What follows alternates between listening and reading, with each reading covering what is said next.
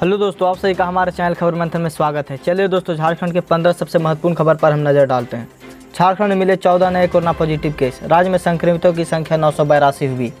झारखंड में शनिवार 6 जून 2020 को अब तक 46 नए कोरोना पॉजिटिव मरीज की पुष्टि हुई है। इसमें रामगढ़ के 20, सिमडेगा से 8, चाईबासा 5, जमशेदपुर से 4, रांची से 4, हजारीबाग से 3, सरायकेला से 1 और लातेहार से 1 मरीज शामिल है। इसके साथ ही राज्य में संक्रमितों की संख्या बढ़कर 982 हो गई है। अगर हम पूरे देश की बात करें तो पूरे देश में कोरोना संक्रमितों की संख्या करीब 2,40,000 के पार हो गई है। झारखंड सरकार बनाएगी प्रवासी मजदूरों के लिए नई नीति। समय पर उनकी होगी मॉनिटरिंग। झारखंड सरकार बनाएगी प्रवासी मजदूरों के लिए नई नीति। समय पर उनकी मॉनिटरिंग होगी।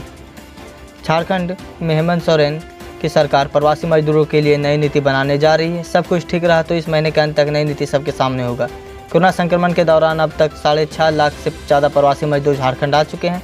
श्रम मंत्री सत्यानंद भोक्ता ने बताया कि राज्य सरकार के पास उचित आंकड़ा नहीं होने के कारण प्रवासी मजदूरों को लेकर सही जानकारी नहीं मिल पा रही थी।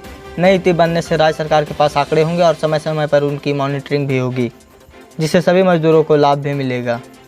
झारखंड 8वीं बोर्ड के रिजल्ट में हुई बड़ी गड़बड़ी।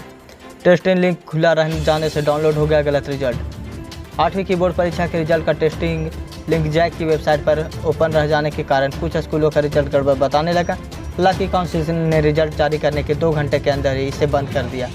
तब तक कुछ स्कूल गलत रिजल्ट डाउनलोड कर चुके थे। ऐसा इसलिए हुआ कि टेस्टिंग लिंक में रिजल्ट का मूल आंकड़ा नहीं था।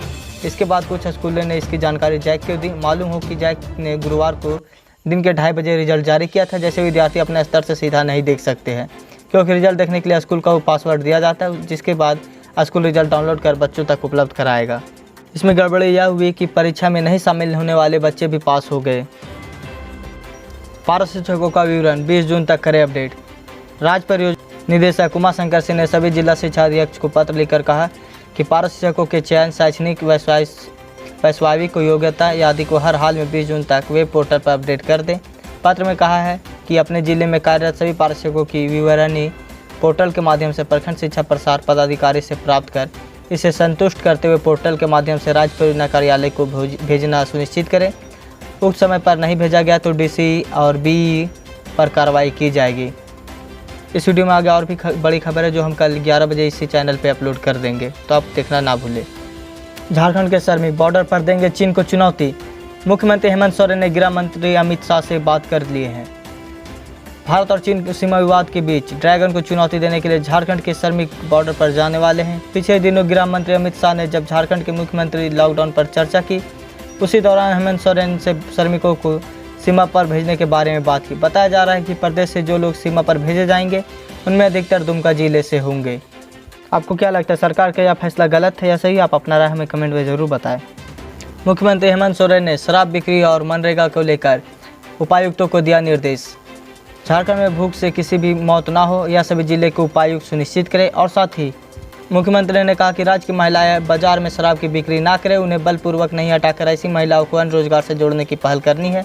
महिलाओं का समूह बनाकर रोजगार को नए अवसर तैयार करने होंगे। सभी उपायुक्त इसके लिए योजना बनाएं। साथ ही मनरेगा में जो भी मशीनें काम करेंगी उन सब मशीनों को जब्त कर लिया जाएगा।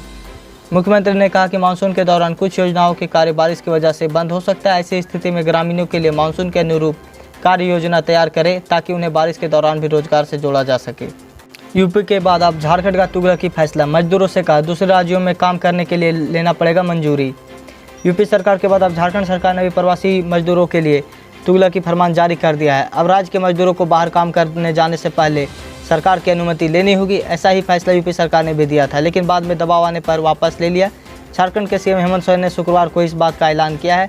उन्होंने कहा कि प्रदेश लौटने वाले श्रमिकों को अब दोबारा बाहर जाने के लिए सरकार से इजाज़त लेनी होगी। सीएम हेमंत सोरेन ने कहा बड़े पैमाने पर राज्य में प्रवासी मजदूर लौटे हैं। ऐसे में प्रदेश मजदूरों से बड़े समूह के रूप में उभरा है।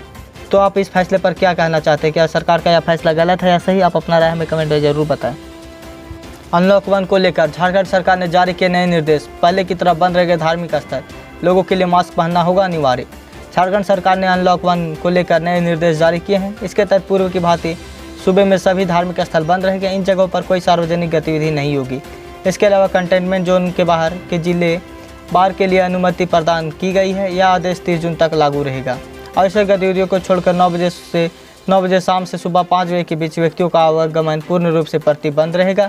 सार्वजनिक स्थान, कार्यस्थल और परिवहन के दौरान फेस कवर या मास्क पहनना अनिवार्य है। झारखंड के 73 लाख महिलाओं के जनधन खाते में पहुंची राशि, जानिए कैसे निकालेंगे पैसे। कोरोना संकट के कारण उत्पन्न स्थिति को लेकर सरकार लोगों की मदद करने का भरपूर प्रयास कर रही है। इसी के तहत झारखंड के करीब 73 लाख महिलाओं के जनधन खाते में राशि भेजी गई है। प्रधानमंत्री गरीब कल्याण योजना के तहत तीसरी किस्त 500 रुपये राशि खाता धारकों के अकाउंट में भेज दी गई है। इसे खाता धारक 5 से लेकर 10 जून के बीच बैंक से निकाल सकते हैं। राशि निकालने के दौरान सोशल डिस्टेंसिंग का पालन करना अनिवार्य होगा। साथ ही बैंकों से राशि निकालने के लिए झारखंड सरकार ने एक नए दिशा निर्देश भी जारी किया है। उत्तर में फंसे एयरलिफ्ट होंगे, पूर्वोत्तर वालों के ट्रेन से वापसी की तैयारी। राज्य सरकार देश के कठिन स्थानों पर फंसे झारखंड श्रमिकों की वापसी में जुटी है।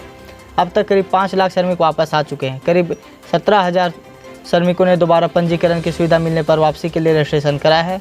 अगली कड़ी में हेमंत सरकार पूर्वोत्तर में फंसे श्रमिकों को ट्रेन से वापस लाने की तैयारी कर रही है। वहीं एक बार फिर से लेह लद्दाख के दुर्गम स्थानों पर फंसे 115 श्रमिकों को एयरलिफ्ट करने की तैयारी में लगी है। तो अगर आप दोबारा अभी फंसे हुए और फिर से अगर घर आना चाहते हैं तो जल्द से जल्द रजिस्ट्रेशन करें, अभी भी मौका है घर आने का। अगर आपने इस बार लेट किया तो आप परेशानी में फंस सकते हैं। मौसम को लेकर बड़ी खबर, 7 व 8 जून को आसमान रहेगा साफ। मौसम पूर्वानुमान के तहत मौसम विभाग के निदेशक एस डी कोटाल ने बताया कि 6 जून को रांची समेत आसपास के क्षेत्रों में आंशिक रूप से बादल छाए रहेंगे और गरज के साथ हल्की बारिश होने की संभावना है।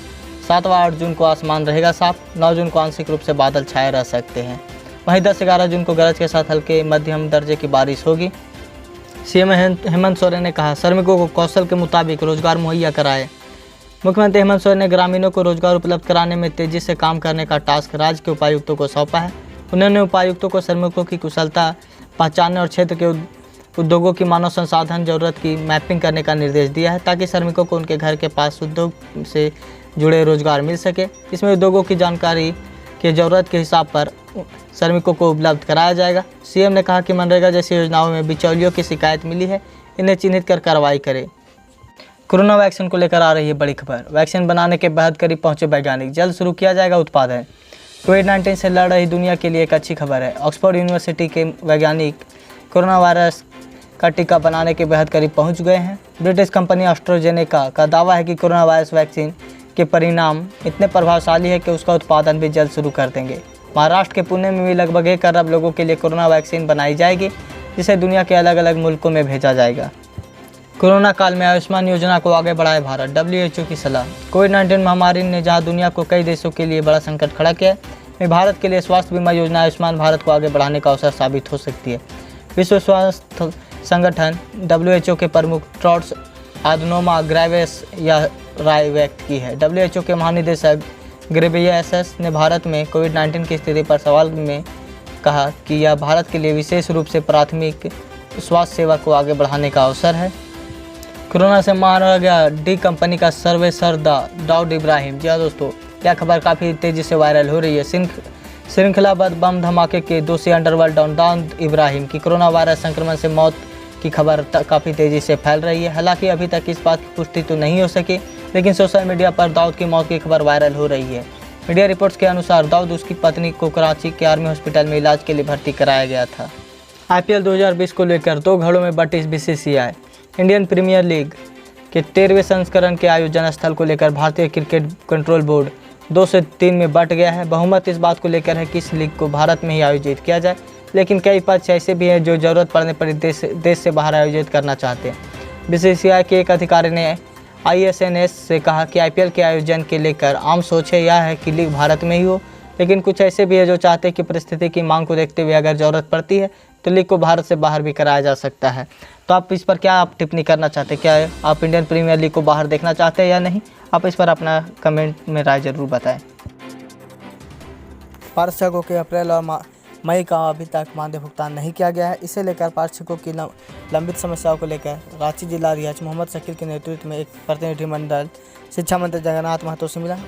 शिक्षा मंत्री जगन्नाथ महतो से आग्रह किया कि अप्रैल और मई का मानदेय का भुगतान शीघ्र किया जाए। शिक्षा मंत्री ने कहा कि जल्द भुगतान कर दिया जाएगा। साथ ही प्रतिनिधिमंडल ने मंत्री से वेतनमान मामले पर भी निर्णय किया। उन्होंने कहा कि हमारे वेतनमान के मामले क्या है, इस पर कोई जानकारी दें। तो शिक्षा मंत्री ने कहा कि 9 जून को अधिकारियों के साथ इस मामले पर बैठक किया जाएगा, जिसके बाद पारदर्शकों के अस्थायीकरण नियमावली को लेकर फैसला होगा। तो 9 जून को पारदर्शकों की समस्याओं का हल हो सकता है। तो आपको क्या लगता है 9 जून को क्या होगा? पारदर्शकों की समस्याओं का हल होगा या फिर से इसे आगे टाल दिया जाएगा? आप अपना राय हमें कमेंट में ज़रूर बताएं। क्या हेमंत सरकार अपने 5 साल के कार्यकाल में पारदर्शकों के लिए कुछ हित में करेगी या नहीं करेगी? ये भी आप अपना राय हमें ज़रूर बता सकते हैं। तो दोस्तों, आज की ताज़ा खबर बस इतना ही। अगर आप हमारे चैनल में नए हैं तो चैनल को सब्सक्राइब कर दें और बेल आइकन दबा दें, ताकि जब हम वीडियो डालें नोटिफिकेशन आप तक पहुँचे। साथ ही इसको ज़्यादा से ज़्यादा लाइक करें और